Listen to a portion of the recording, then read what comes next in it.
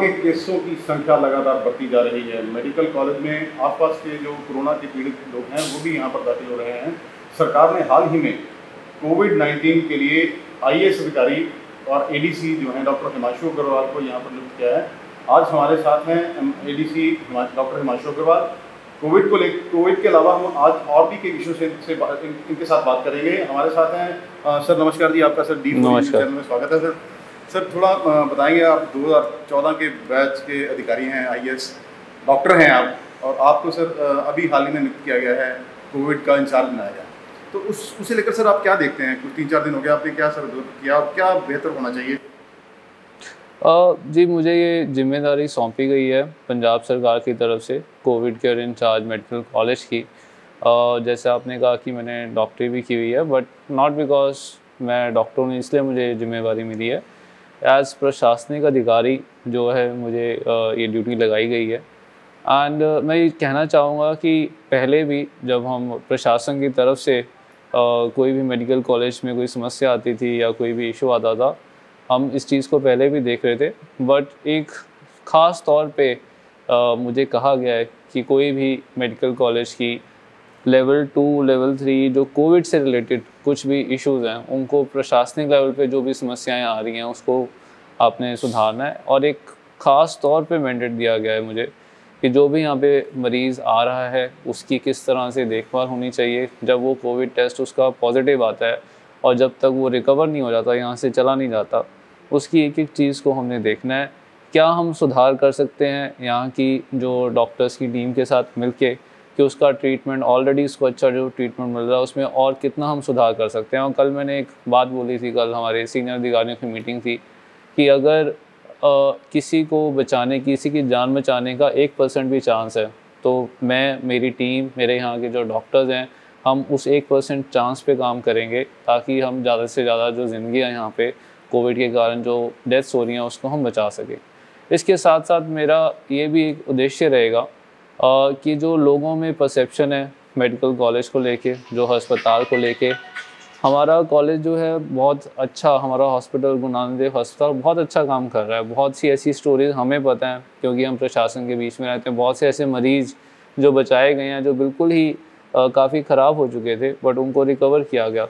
तो ऐसे केसेस के बारे में भी लोगों की जो उनका चेतना है, उनकी अवेयरनेस है, उसको बढ़ाना है और उसमें एक विश्वास जगाना है कि अगर कोई मरीज़, किसी को कोई तकलीफ़ होती है, कोई कोरोना से पॉजिटिव होता है और अगर वो गुरु नानक देव अस्पताल में आता है तो उसकी जान भी बचेगी, उसको अच्छा ट्रीटमेंट भी मिलेगा और अच्छी तरह रिकवर होकर वो वापस जाएगा। लोगों में बहुत परसेप्शन है कोरोना को लेकर भी, कोरोना जाएगा या नहीं जाएगा, पीक कब आएगी। क्योंकि आप डॉक्टर हैं इसलिए सर आपसे ये सवाल पूछ रहा हूँ कि इसको लेकर एक्चुअल जो स्थिति है वो क्या है?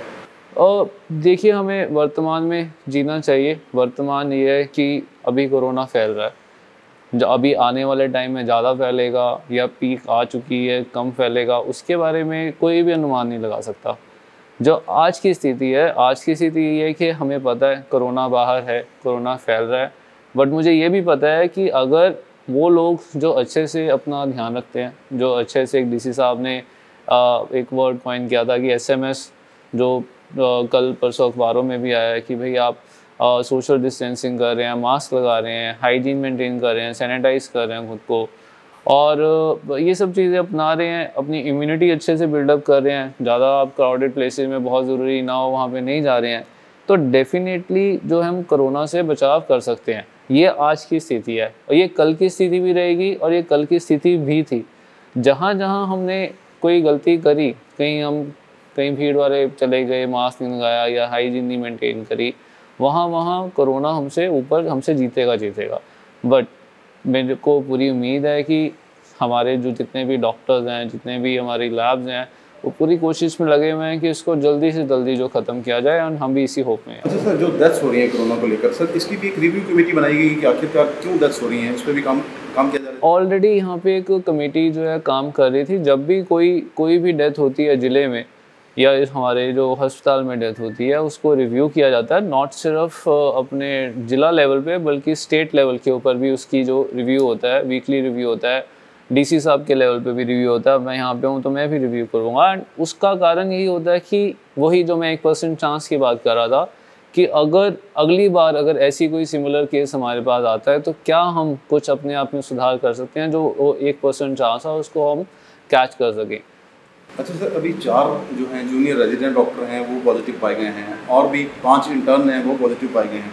अभी जूनियर डॉक्टर रेजिडेंट एसोसिएशन ने एक लेटर लिखी है प्रिंसिपल साहब को कि हमारा डेली बेसिस पे सैनिटाइज किया जाए और एक मॉनिटरिंग की जाए। सर उसको लेकर सर आप कुछ वैसे पूरा का पूरा जो ये परव्यू है, स्कोप है प्रिंसिपल साहब का, वो इसके बारे में बेहतर जवाब दे सकेंगे। बट ये बिल्कुल ठीक बात है, और जब भी कोई पॉजिटिव आता है सिर्फ जूनियर रेजिडेंट्स की बात नहीं है, हमारी एक इसमें पॉलिसी ही है कि जब भी कोई कहीं भी केस कोई पॉजिटिव आता है तो उस इलाके को, इस एरिया को रेगुलरली हम सैनिटाइज कराते हैं apart from the regular sanitisation.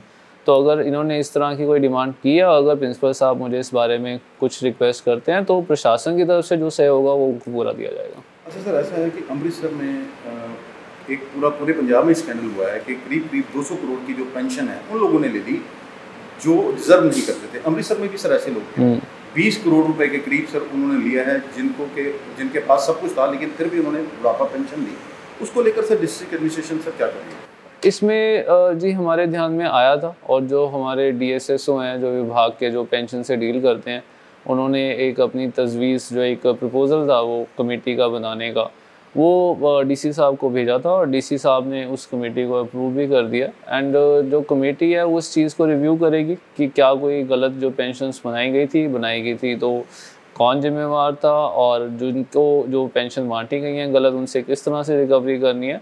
तो उस कमेटी पे उन्होंने ऑथराइज़ किया, तो जो भी कमेटी की उसमें रिपोर्ट आती है उससे अकॉर्डिंगली जो एक्शन लिया जाएगा। लगता है अगर वो जिन लोगों ने पेंशन ली वो पैसा देने को तैयार नहीं होते, तो जो लोग इसके लिए जिम्मेदार हैं ये रिकवरी उससे होनी चाहिए क्योंकि सरकारी पैसा है। जिन लोगों को पेंशन दी गई है और अगर उन्होंने पैसा देने से इनकार किया, रिपोर्ट में कुछ ऐसा आता है कि नहीं करेंगे, तो they are certain provision, certain नियम जो हैं वो बनाए गए हैं, जो हमें मैंडेट आया उन नियमों के तहत उनसे जो रिकवरी की जाएगी। एंड जो आप कह रहे हैं कि किसी की गलती निकल के सामने आती है जिसके कारण ये पेंशनें बनेगी थी, उस पर तो प्रशासनिक जो कार्रवाई होनी है वो कर रहेगी। अच्छा सर, एक ये और है, पंजाब में जो ये ड्यूरिंग लॉकडाउन सर ये पैकेट बांटे गए गरीबों के लिए, कुछ सामान आया था सरकार ने बांटे गए, पूरे पंजाब में 10 लाख पैकेट ऐसे हैं जिसका कोई हिसाब नहीं है।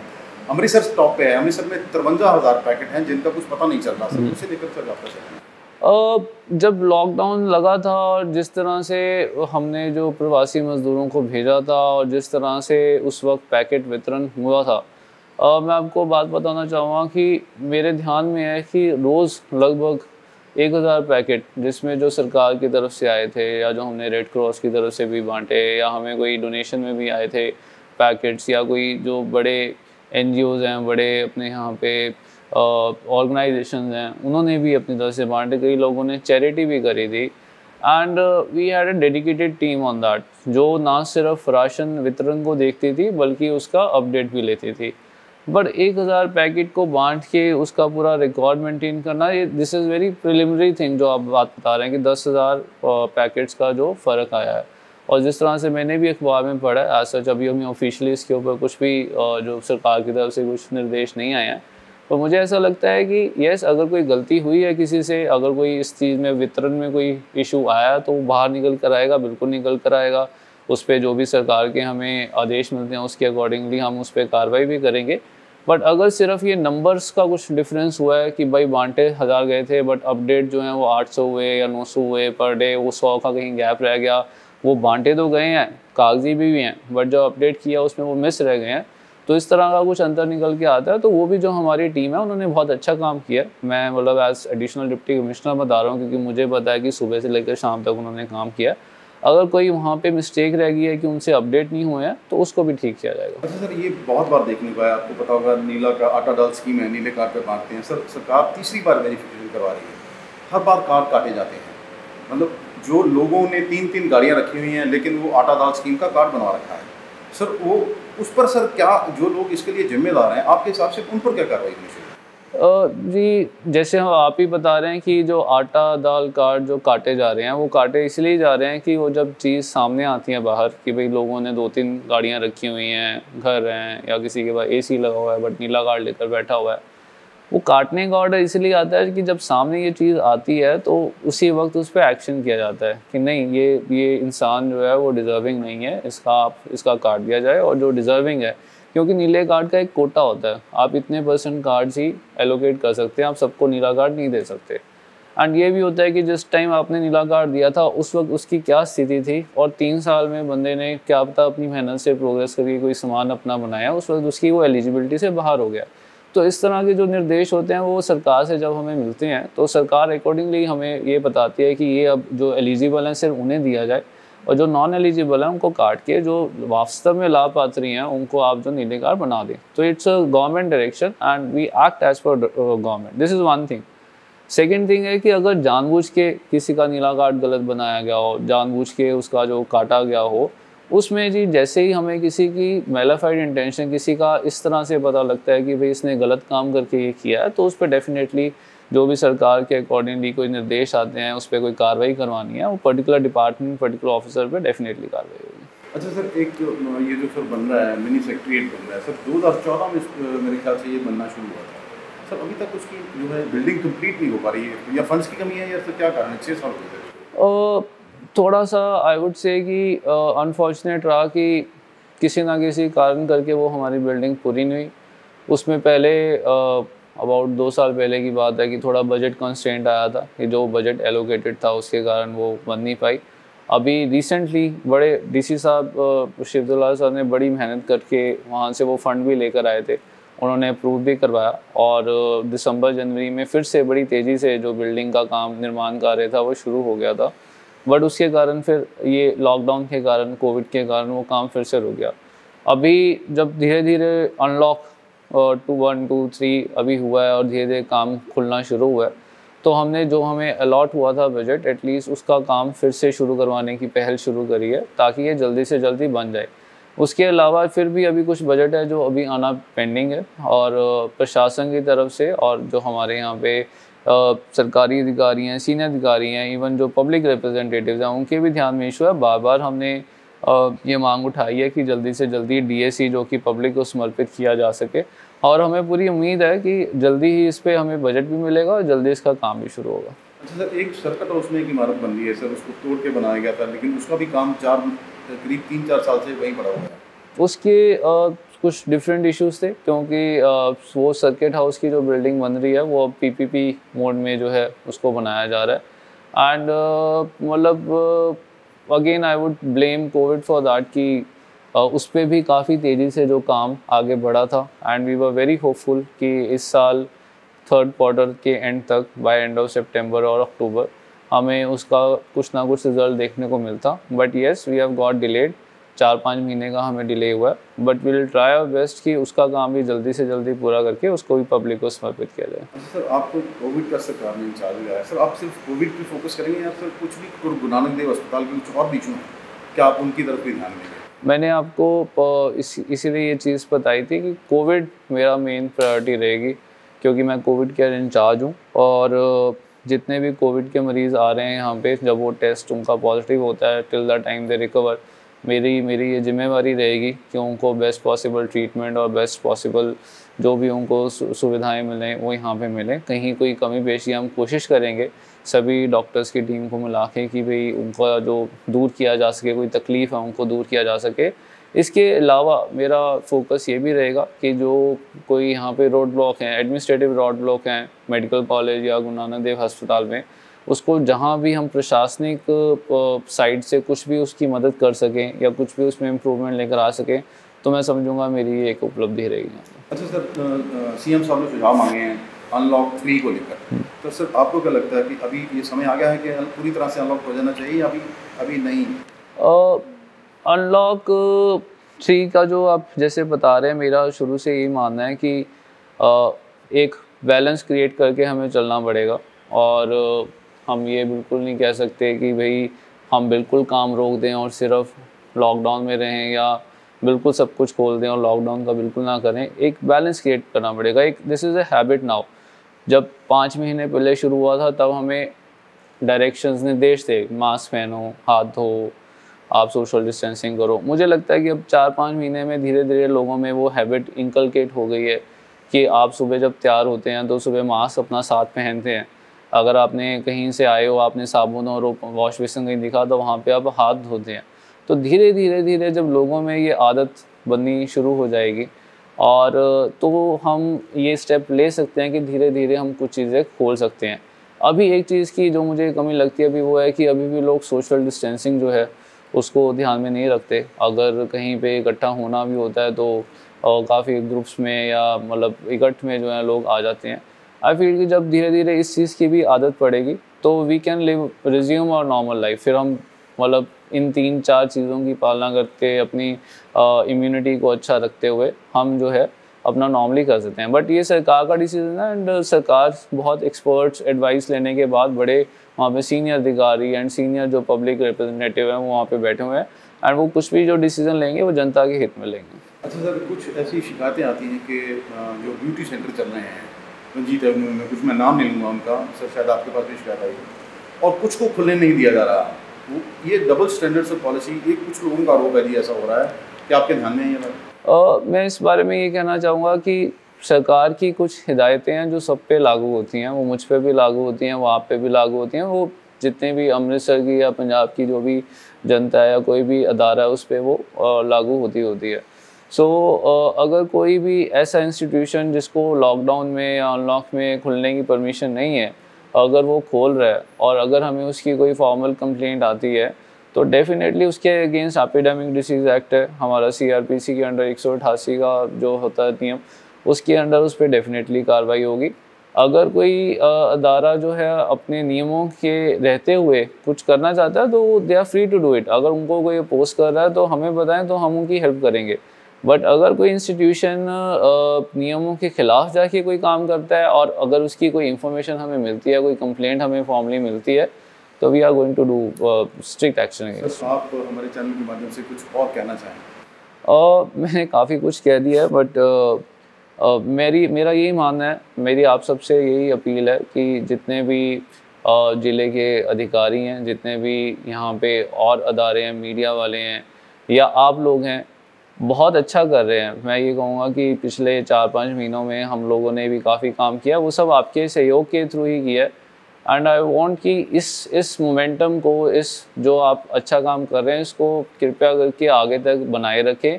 इनफैक्ट जैसे मैं कह रहा था कि अब तक हमें आदत पड़ जानी चाहिए, जब आप सुबह निकलें तो जब जैसे शर्ट या कोई अपनी पैंट पहन रहे हैं, बाल बना रहे हैं तो मास्क आप वहीं पे अपने साथ ही लगा के बाहर निकले। कहीं भी आपको लगता है कि मैंने काफ़ी लोगों से या संपर्क में आ गया हूँ या मैंने टच कर लिया तो सैनिटाइज़र से या साबुन या पानी से अपने हाथ ज़रूर धोएं। जहाँ आपको लगे कि भाई बहुत ज़्यादा भीड़ है, 3-4 या 5 लोग खड़े हैं, वहाँ पे तो जाना अगर नहीं बनता आपका तो बिल्कुल ना जाएं। कोई बहुत ज़रूरी काम जितना मर्जी हो, बट हेल्थ से ऊपर काम किसी का नहीं है, क्योंकि वहाँ जाके ना सिर्फ आप अपनी सेहत को जोखिम में डाल रहे हैं, आप अपने परिवार वालों की सेहत को जोखिम में डाल रहे हैं, आप सोसाइटी की सेहत को जोखिम में डाल रहे हैं। तो हम ऐसे करते हुए अगर 1 केस भी 2 केस भी कोरोना से इन्फेक्ट होने से बचा लेंगे तो वो मुझे लगता है वो आगे बहुत बड़ा जो नंबर है वो हमारे सामने आ जाएगा। बाकी अगर बाय चांस कोई इसमें है नहीं कि कोई इन्फेक्ट हो जाता है तो किसी की गलती के कारण इन्फेक्ट होता है, वायरस है, किसी को भी हो सकता है, हमें भी हो सकता है, आपको भी हो सकता है।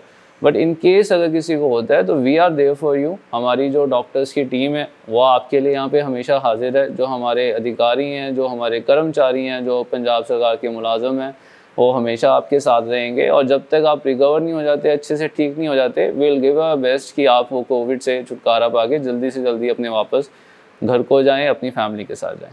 धन्यवाद सर। ये थे एडीसी डॉक्टर हिमांशु अग्रवाल, जिन्होंने बहुत सही तरीके से बताया है कि जो कोविड है, कोरोना की महामारी को रोकने में लोग सहयोग दें, मास्क पहनें, सोशल डिस्टेंसिंग बनाए रखें। सरकार, मेडिकल कॉलेज और पूरा प्रबंधन लोगों की जो है सहूलत के लिए बनाया गया है और उनकी देखभाल भी कर रहा है। हर तरह की उनकी मदद भी की जा रही है। और रही बात जो इन्होंने ये जो कहा, जिन लोगों ने बुढ़ापा पेंशन खाली है उसके लिए भी एक कमेटी का गठन कर दिया गया है। जिन लोगों ने नाजायज़ तरीके से पैसे लिए हैं उनसे रिकवरी भी की जाएगी और ये जो नीला कार्ड जाली बनवा रहे हैं उनके खिलाफ भी एक्शन होगा। इन्होंने ये भी कहा है कि मेडिकल कॉलेज में तमाम तरह की सुविधाएं कोरोना के मरीजों को दी जा रही हैं और इसे किस तरह अपग्रेड किया जाए, इसीलिए सरकार ने बनाया, इनको जो है कोविड का इंचार्ज बनाया है। ये प्रिंसिपल, मेडिकल सुपरिटेंडेंट और तमाम डॉक्टरों के साथ मिलकर कोई ऐसी रणनीति बना रहे हैं, और पहले भी यहाँ पर बेहतर काम हो रहा है। मेडिकल कॉलेज में जो है टेस्ट बहुत बढ़िया हो रहे हैं, आगे भी भविष्य में भी जो बहुत बढ़िया बेहतर काम हो, इस पर भी काम किया जा रहा है। अमृतसर से D4 न्यूज़ के लिए दीपक भंडारी की बात।